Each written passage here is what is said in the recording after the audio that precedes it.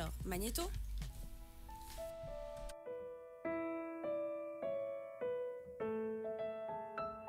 Crue, râpée, en purée, la carotte se déguste facilement au quotidien. Tant mieux puisqu'elle est excellente pour notre santé. Vous avez des problèmes de diarrhée, des problèmes de vue, l'anémie sont des problèmes que nous supportons au quotidien. Il faut savoir que la carotte a beaucoup d'effets positifs sur notre santé. Mal de ventre, émission de sels liquides, nausées, quand les intestins n'absorbent plus l'eau correctement. Les selles sont plus fréquentes et plus liquides. Nous allons vous donner quelques conseils. C'est la diarrhée. Un des meilleurs réflexes à avoir au niveau alimentaire, c'est de manger de la carotte. Riche en fibres, elle relance le transit. De plus, grâce à la pectine, l'eau est retenue et les sels deviennent moins liquides. Faut dire que en pratique, en purée, en jus, tout simplement en morceaux, ajouter la carotte à son alimentation jusqu'à l'amélioration des symptômes. Mieux, pour rajeunir grâce à la carotte, c'est possible.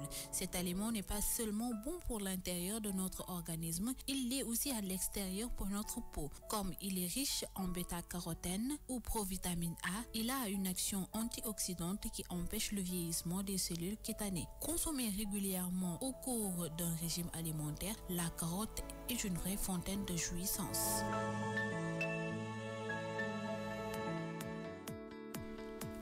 Alors, tu as nice la carotte. La carotte, c'est tellement appétissant quand tu dis voilà. ça comme ça. Que di nga am envie lekk carotte waaw carotte mu nekk loo xam ne nekk sénégalais malheureusement duñ ko bëgg a lekk te mën nga ko def jus mën nga ko lekk nii xolli ko cru nga lekk ko wala mën nga ko utiliser ci biir togg soit yaay xool bu la ci neex rek wala bu gën a adéquat nga daal di ko utiliser lu tax ma indi carotte tey parce que carotte ñi nga xam ne nekk dañuy dem ci bal bi le 1er juin mën nañ ko utiliser at Bintu bul yàq suñu avenir Bintu lan la 1er juillet le 1er juillet mën nañ jël carotte at concombre ñu mélange ko def ko li nga xam ne ne que mooy masque da lay permettre nga rajeunir bu baax a baax boo ko bàyyee sa kanam pendant 15 à 20 minutes waaw. Tout ça à cause de 1er juillet. waaw.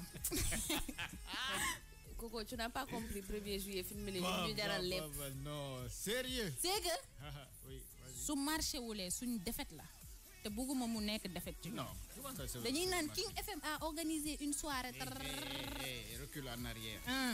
On a dit qu'on organise King FM waaw au King Fahd Palace Ouais. avec le King Youssou Ndour. waaw Et tu as dit quoi? gars yi Micro coupé.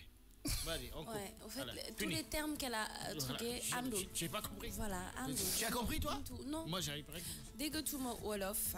Donc, alors, on revient sur les bienfaits des carottes. Alors, mis à part aujourd'hui les bienfaits côté pour la peau, le visage, que ça rajeunit, qu'est-ce que la carotte peut nous apporter au niveau du corps? Qu'est-ce que les propriétés de la carotte? Voilà, très bonne question. Côté santé, ñi nga xam ne que dañu am anémie simple dam leen di conseiller ñuy lekk carotte bu baax a baax tamit carotte dafa am ay substances vitamines yoo xam ne que dina la may di nga produire globule rouge bu baax a baax mu nekk ñaari aspect yoo xam ne que ça permet ñi nga xam ne que soit dañu am anémie wala am problème globule rouge bu ñuy lekk carotte dina leen indil benn bi globule rouge ñeneen ñi seen anémie simple bi dina wàññeeku bu baax a baax beneen propriété bi mujj bi mooy que carotte à chaque fois dañuy conseiller pour que bébé yi ñu koy lekk parce que da leen di may bët boo xam ne que dina rafet ba pare doo am problème mu vue ci ki nga xam ne que mooy mag la. Est-ce que ça c'est Est-ce en fait, que Coco j'ai et une discussion. Bintou, est-ce que vous avez mangé des carottes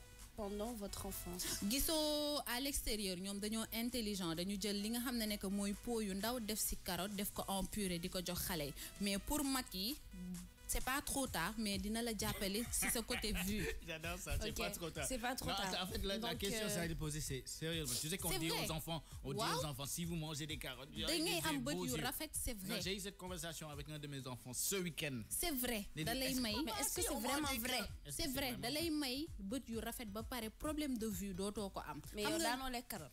damay lekk carotte. Moi, je mangeais Mais beaucoup. combien- J'ai pourquoi mangé tu des portes des carottes. lunettes? non Mais man Coco. je suis née avec une déformation des yeux. Waaw. Te xool ni nga ko tuddee déformation des yeux. Elle n'a rien avec ses yeux, Genre- sont magnifiques. Genre déformation des yeux. Bintou, t'es Elle a dans de l'abus beaux yeux. total. Le jour où tu auras une déformation des yeux, tu vas sentir que tes yeux sont Madame. déformés. En fait rétine bi fi mu war a tegu si man teguwul foofu moo tax ñuy wax déformation des yeux tu es comme mais ça. ñi nga xam c'est pas ça Tu es comme ça. Des fois. Hein? C'était comme ça avant. Le gauche dit bonjour. Dit droite. À l'autre, à l'est, Voilà. à gauche. Mais voilà, merci. Terme bi mu utiliser. Xam nga bo nekké xalé ci la sa yaram sa organe yëpp di défaré wu. Soy lekk carotte da lay may ay bët yu rafet et c'est vrai et c'est certifié que da lay jox de très beaux yeux. Lolu sa doom bu fekkee ne que Cocodine moom loolu la wax il a raison beneen bi mooy que ñi nga xam ne que dañuy lekk carotte bu baax a baax dina leen jàppale ci côté diarrhée wala côté digestion ak lépp loo xam ne que c'est des problèmes gastriques. Ok, donc je sens que maman confirmé. achète beaucoup de carottes pour moi qui est vraiment des problèmes gastriques H24, 7 jours sur 7, 365 jours sur 365. Donc en gros, pour conclure, on peut dire que la carotte c'est vraiment un légume à la limite complet, hein, parce que tous les bienfaits qu'il apporte au corps, je pense que c'est vraiment une bonne chose. Et la carotte est vraiment délicieuse. Hein. Moi qui n'aime pas les légumes, franchement, la carotte râpée ou manger crue, c'est vraiment... soit qu'on a fait sa julienne de légumes, voilà, ce serait bien. Et